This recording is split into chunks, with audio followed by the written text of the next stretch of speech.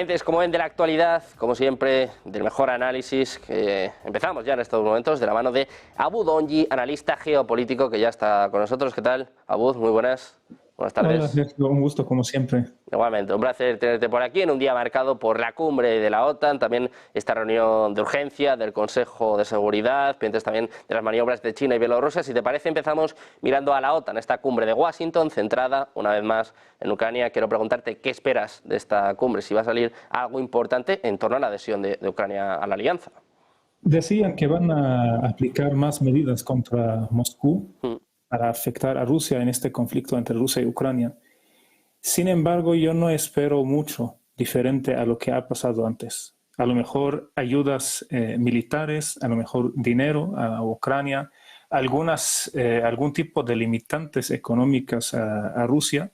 Yo no creo que va a haber alguna sorpresa en esta cumbre de la OTAN que empieza, como dijiste, hoy en Washington. Sabemos el contexto de todos los países del mundo que están involucrados en este conflicto entre Rusia y Ucrania. Vamos a empezar en Estados Unidos un conflicto interno grave. Estamos viendo un candidato a la presidencia que no parece que tiene la conciencia firme el 100% del día. Y otro que es Donald Trump, un empresario que va a cambiar prácticamente todo el giro económico político de Estados Unidos si llega a la Casa Blanca, que es muy probable. Entonces no podemos contar con el apoyo firme del lado de Estados Unidos en esta cumbre de la OTAN. Del lado europeo, ya después de esa temporada electoral y lo que viene, también hay muchos cambios y los partidos gobernantes están utilizando algunos aspectos como los aspectos humanitarios, hablando de la guerra Rusia-Ucrania, también hablando del conflicto entre Israel y Hamas. Y aquí me llama la atención esto y me pregunto, ¿será por qué hoy en día todos esos partidos izquierda están apoyando, por ejemplo, en el caso de Israel, Hamas, por qué están apoyando al pueblo palestino? ¿Será porque están perdiendo popularidad y es una herramienta que utilizan para acercar más al pueblo a ellos? Porque sí llama mucho la atención este tema. Pero regresando al tema principal de la OTAN, yo sinceramente, Sergio, no espero sorpresas. Creo que va a haber algún tipo de medidas económicas, limitaciones a Rusia que en la práctica no van a dar mucho resultado porque Rusia, a pesar de que se está afectando de ese conflicto, yo creo que tiene una economía más circular en ese sentido y a lo mejor algunas ayudas a Ucrania. ¿Y qué es lo que espera Vladimir Zelensky? Bueno, pues pendientes de esta cumbre de la OTAN, quiero preguntarte por otro de los eventos que además se van a poder seguir hoy en la señal de negocios de televisión, este Consejo de Seguridad de la ONU con el foco puesto en Ucrania, en el ataque masivo ayer a Kiev. Hemos contado durante todo el informativo este cruce de declaraciones. Muchos países acusan a Rusia de haber atacado este hospital infantil, mientras que Rusia se defiende, se desmarca en las últimas horas, está culpando a Occidente y dice que fue un misil occidental el que atacó este hospital, el que derrumbó este hospital, desgraciadamente. Por esto te quiero preguntar qué esperas de este Consejo de Seguridad y sobre todo este cruce de acusaciones, de declaraciones que se está viendo en las últimas horas.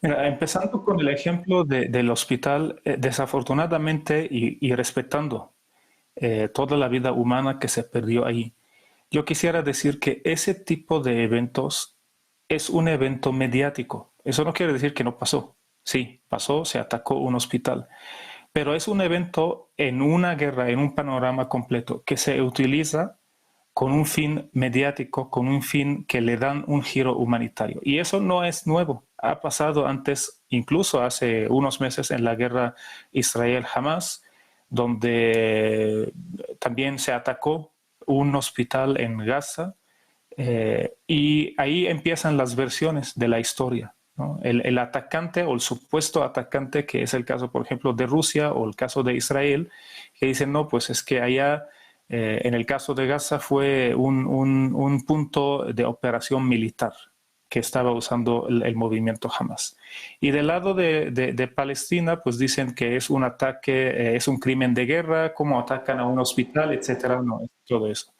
El punto aquí también en el caso de Rusia, no hay evidencia O sea, los videos que ha intentado Vladimir Zelensky a publicar para decir, ahí se ve el misil como ataca el hospital, eso no es una evidencia que el misil es ruso.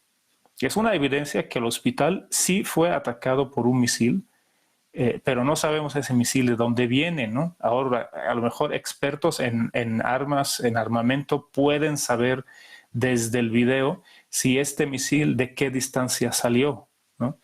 Pero al final regreso al punto inicial. Insisto, respetando toda la vida humana que se perdió ahí, este caso se está utilizando, se está empleando del lado de Ucrania, en primer lugar, para tener más apoyo humanitario o más apoyo incluso emocional de los otros países y incentivar algún tipo de cumbres, como cumbres de seguridad, para aplicar más sanciones a Rusia.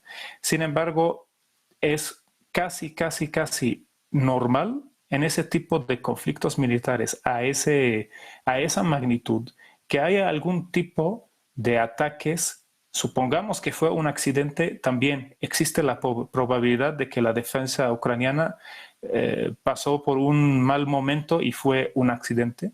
Y hablando de un ataque directo del lado ruso, también podría haber accidentes. O sea, al final son sistemas electrónicos que utilizan ubicación geográfica que pueden fallar, que hay un porcentaje de probabilidad de falla.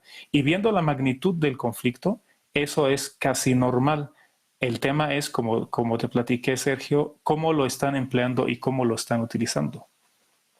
Algunos que precisamente estás hablando de, bueno, todas las teorías, ¿no?, que se están poniendo sobre la mesa en estos momentos. Hay algunos que hablan, pues, del daño al edificio, dicen, pues, que es imposible que fuese un misil ruso porque el daño habría sido mayor, sobre todo por el peso de estos misiles. La ONU, como decíamos, ha emitido un informe hace apenas unos minutos que habla, pues, bueno, de una forma un tanto condicional. Dice, probablemente, los datos apuntan a que sería la Federación Rusa. Claro, teniendo esto en cuenta, ¿tiene sentido realizar un Consejo de Seguridad? Si no está claro quién ha sido el causante, no sé si quizás es meterse demasiado en un embrollo. No sé cómo valoras este Consejo de Seguridad, que va a empezar en nada, va a empezar a eso de las 4 de la tarde aquí en España. A mí, Sergio, lo que me llama la atención en este caso, y vuelvo a usar el mismo método de comparación, es por qué por un ataque a un hospital se arma un Consejo de Seguridad tan importante. Y en comparación con otros conflictos en el mundo, otras vidas que se pierden en el mundo, pues no se ha dicho nada de eso, ¿no? Voy a tomar un ejemplo un poco lejano, pero real. En el 2003, cuando Estados Unidos atacó a Irak, ahí hubo muchas pérdidas de vida humana inocente. No hemos visto al Consejo de Seguridad diciendo, a ver, vamos a poner las cosas claras, vamos a hablar quién es el culpable, por qué se atacó un hospital, ¿no? Entonces, vuelvo a lo mismo que te comenté antes. Es un evento lamentable que ha sucedido, que pasó realmente. Sin embargo, lo están empleando por motivos políticos para generar más presión a Rusia y para generar más necesidad de ayuda, de dinero, de armas, ayuda, incluso sentimientos emocionales que va a favor de Ucrania.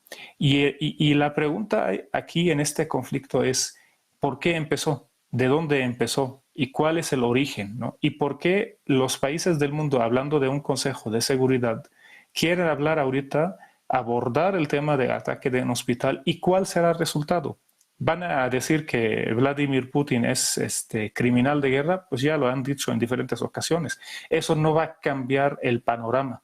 Eso no va a parar la guerra y eso no va a salvar la vida inocente.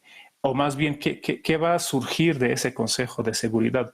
Yo creo que estamos ante un tipo de teatro político-militar que ya lleva desde el inicio de la guerra, que cada uno de los dos lados, sea Rusia, Ucrania y sus aliados, están armando sus propias teorías al respecto y están haciendo un movimiento económico fuerte en la región por armamento militar, por ayudas humanitarias, y con eso están manteniendo un nivel económico, hablando de la Unión Europea o hablando de Estados Unidos, también manteniendo un discurso mediático importante para los países que están en un proceso electoral, Sergio.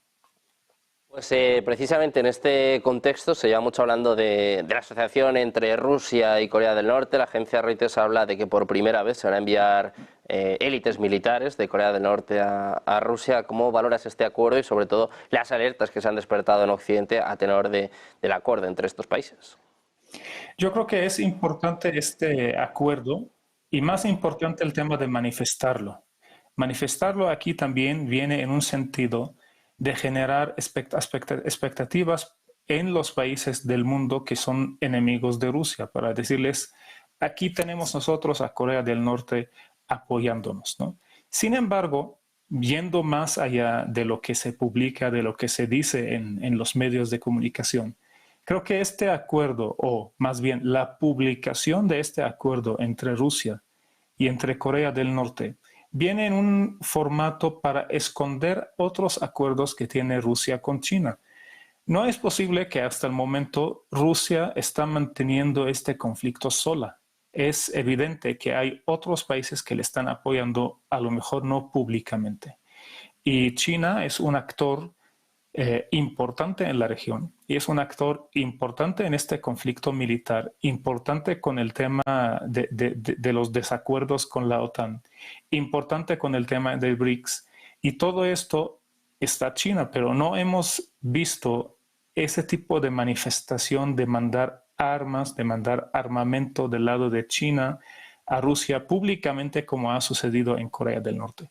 Yo creo que es un intento de maquillar el apoyo que está recibiendo Rusia de otros países, porque creo desde mi punto de vista que Rusia ha intentado proteger esa visión en el sentido de que Rusia no quiere que el mundo sepa que tiene unas alianzas detrás que puede convertir el conflicto entre Rusia y Ucrania en un conflicto entre un grupo de países contra un grupo de otros países, porque en la actualidad ya sabemos que es un conflicto entre Rusia y la OTAN y Estados Unidos detrás.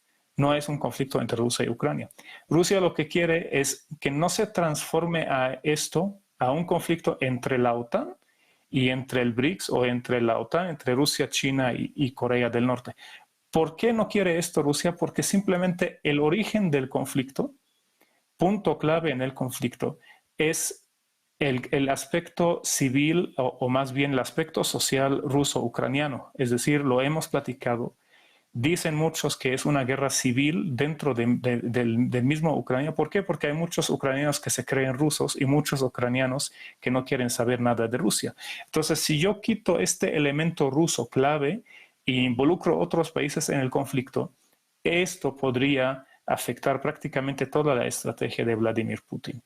Vuelvo a la pregunta, sí es interesante este acuerdo, pero no me sorprende. Más bien creo que hay que distinguir entre un acuerdo que se hace y un acuerdo que se publica. Este es un acuerdo que se publica y se manifiesta para decir, tenemos apoyos de otros países del mundo, Sergio. Bueno, pues pendientes de estos apoyos a Rusia, también a tenor de la reunión que ha tenido en el día de hoy con Narendra Modi, pendientes de la rueda de prensa también que se espera durante esta tarde. Muchísimas gracias, Abud, por estar con nosotros. Un placer. Gracias, Buen día. Sergio. Saludos. Muchas gracias.